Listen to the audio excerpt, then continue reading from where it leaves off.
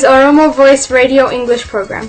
Oromo Voice Radio is broadcasting to Oromia at 16-meter band or 17,850 kilohertz or on oromovoice.org website.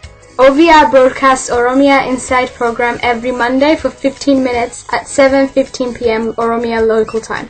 Welcome to Oromia Insight program.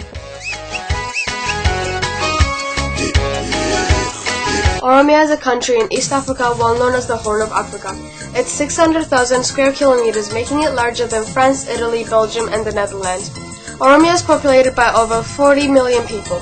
It's the origin of human race and the Gada system. Oromia is the birthplace of coffee and home to world-class athletes. Also is a nation with multi-faith society, Christianity, Islam, and Waqf. Oromia is the third largest single nation in Africa and the single largest nation in East Africa. It has been occupied by Ethiopia for over 130 years and is struggling for self-determination. Oromia has unaccounted number of Oromo refugees living in other countries. Welcome to Oromia Insight. My name is Ali Galeto.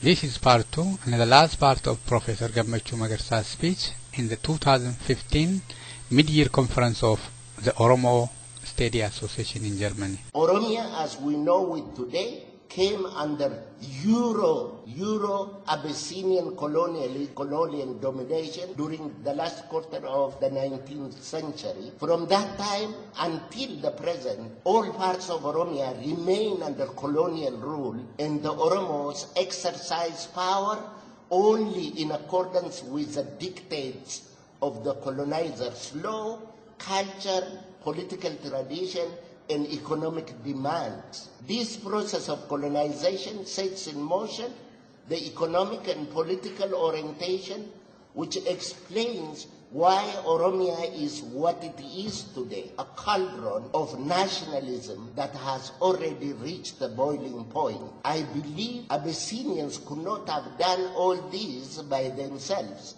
had it not been for European technical and material support. Under colonial rule, Oromia has been transformed, but the Oromo people have played very little part in shaping their own future.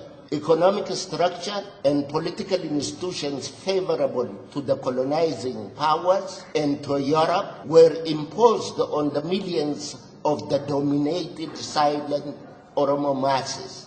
Economic and human exploitation proceeded unchecked, and socially, the Oromo people found themselves uprooted and placed outside their age-old values, beliefs, knowledge system. In short, the Oromo became a stranger to itself, ignorant of the culture which their ancestral communities had thrived on for centuries. With the passage of time, the Oromo people rediscovered themselves. They became conscious of their own history and identity, yet found themselves robbed of authority and dignity. They recognized that the fact that the colonizer could not be regarded as an honest friend while he exercised the power and violence at the expense of the Oromo masses. This realization brought about the subjective self-promotion that I now call Oromo nationalism. There is nothing shameful about being an Oromo nationalist. If you are not, what else could you be if you are not an Oromo nationalist? You should be proud that you are an Oromo nationalist because we want to be ourselves. That's what nationalism means. Nobody is going to impose on me what I should be because my ancestors has already imposed on me, and I'm not going to carry another load. In pinpointing the tensions inherent in the development of Oromo scene, let me point out the fact that deep down in every Oromo heart and mind, there is the echo of the past. On the one hand, there are echoes of the past Oromo world with its ideals, values, and cosmology. The past that the colonizer wants us to lose touch with And we're not going to allow the colonizer to make us lose touch with ourselves, because that is Oromuma and that is ourselves. Oromos are seeking an integration with all that is good and constructive about this past in order to salvage and find a foundation on which to build our own future institutions. On the other hand,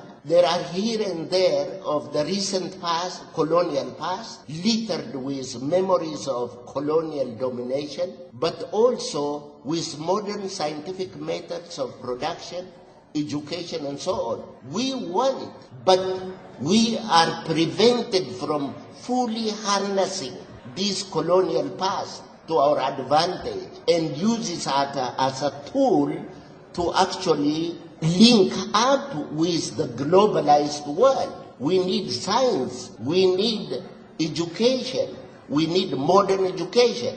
But we're not going to take it the way our colonizers want us to take, because we want to integrate development to the receiving culture, and Oromuma is the receiving culture. That's what we are saying, and everybody has to know this is what we want.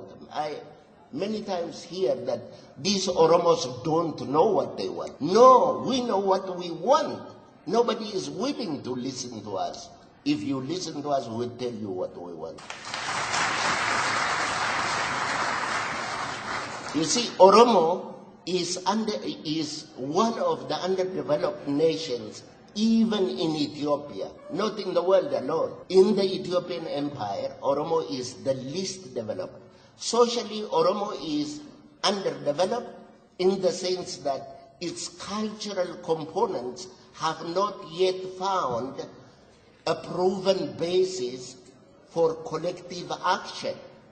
And they keep telling us, they prevent us from finding that basis for collective action, and they go around and say, these Oromos, they don't agree among themselves.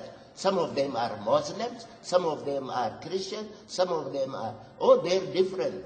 No, we are not different. You know, when we come together, we don't come together as Muslims. When we come together, we don't come together as Christians. When we come together, we don't come together as OPDOs. When we come together, we don't come together as OLF. We come together as Oromos. Is that not true?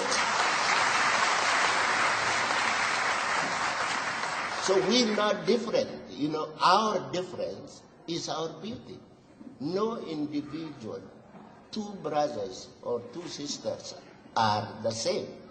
We need our difference, but we don't want people who dominate us to tell us what our differences are, because we already know them. It is still possible, because of these differences, it is still possible for colonial administrators to rally other indigenous peoples of the country against the Oromo. And we see this in the examples of the Somali and the Borana that just goes on, the Gumuz and the Leka Oromo in the west, the Karayu and the Afar in the east. So they tell us we're different, but they create those differences and they make us wage war against each other. And if this continues on the basis of territorial claims and counterclaims alone, the bulk of the colonial empire can wrap itself in all sorts of claims and counterclaims,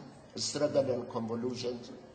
Whether or not this policy of divide and rule is going to be a cause for a widespread animosity and conflict will depend on the honesty and quality of our leadership. So those of you who aspire to be leaders, like Jesus said, you should be the first to be humble and wash the feet of the lowly. If you do that, you can lead the Oromo. If not, we still have a long ways to go. Furthermore, Oromo is socially underdeveloped because there is almost no social and cultural traffic between Oromo-speaking regions. Nowadays, they tell you, we have built roads, we have done this, we have done that. No road has been built with the intention of bringing the Oromo together. I tell you this, in fact, the priority of the Oromo today is not roads, it's bridges.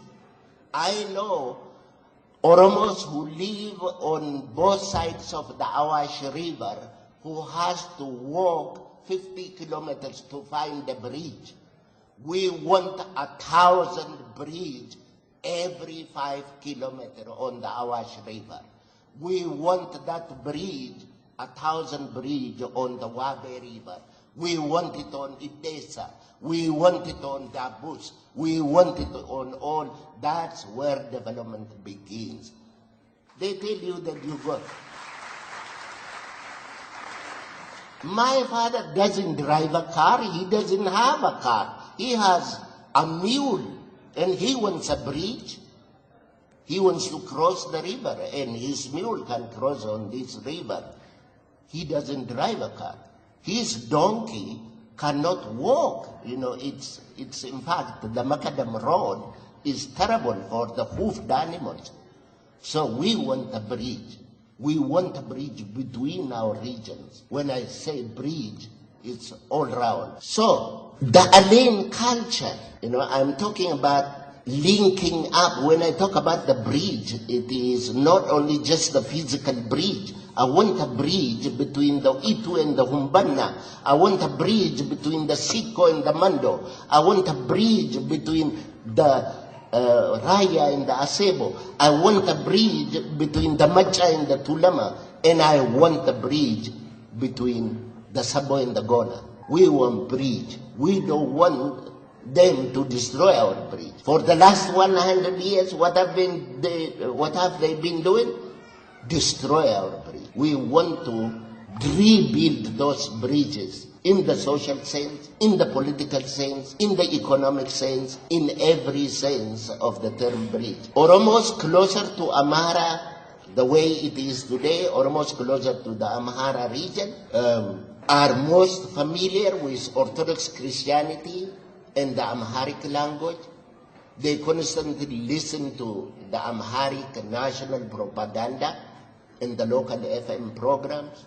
They also listen to American and German-sponsored propaganda through institutions such as Voice of America and Deutsche Welle. You know, on Deutsche Welle, the radio station I've been listening to for the last 50 years, you hardly hear anything Oromo, not even a song. And you Oromos know this as much as I do. You don't hear. Have you ever heard a liberal song on the Deutsche Welle and they call you Ethiopian? It's always Amharic songs, and I told them they don't listen. So they don't mention Oromo unless it is in the negative. And we don't want the German taxpayers' money, you know, to be used against us. And that's why we're talking to Europeans today. Another example of the artificial disconnections among the various Oromo groups is that the Oromos of Eastern Oromia, for instance, know more about Djibouti, Somalia, and the Arab world than they know the rest of Oromia.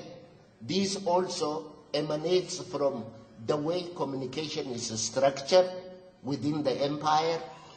This lack of communication is a definite source of problem in the development of Oromo and the Oromia region. In education and teaching, no effort at all is being made. And I'm coming from them. I'm not giving you a second-hand information. I'm coming from there. So I am telling you. If you think I'm telling you, like, come over there and I'll show it to you. In education and teaching, no effort at all is being made to revive the age-old cultural link. Again, these undertakings are conspicuously absent and call for honest leadership that is obviously missing.